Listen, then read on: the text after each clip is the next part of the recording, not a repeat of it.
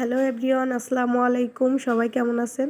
এই যে আমি ইফতারির জন্য সব কিছু রেডি করতেছি। এপাশে একটা পিৎজা বসিয়ে দিলাম, আর হচ্ছে এই পাশে ডিমের চপগুলো বানিয়ে নিলাম। তো এগুলো আমি তেলে ভাজবো। তো ভাজার আগে একটা বেগুন নিয়ে আসবো গাছ থেকে বেগুনি বানানোর জন্য। আর এই গাছগুলো আমার শাশুড়ি মায়ের হাতের গাছ। তো এত সুন্দর বেগুন ধরছে, দেখেন, দেখেই মন ভরে যায়।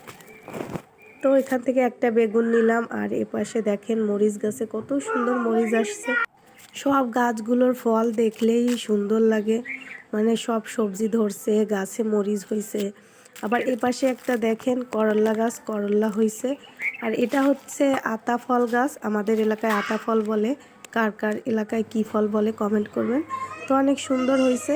তারপর আমি এদিকে এসে এই যে বেগুনি কেটে নিয়েছি, আর এপাশে এই যে ডিমের চপগুলো ভেজে নিচ্ছি।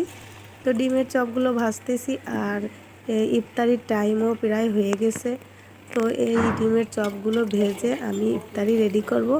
তো এতটুকু ভিডিও আপনাদের সঙ্গে শেয়ার করলাম, আর করতে পারিনি। সবাই ভালো থাকবেন। রোজার সময় সবাই সবার জন্য দোয়া করবেন। তো আল্লাহ হাফেজ।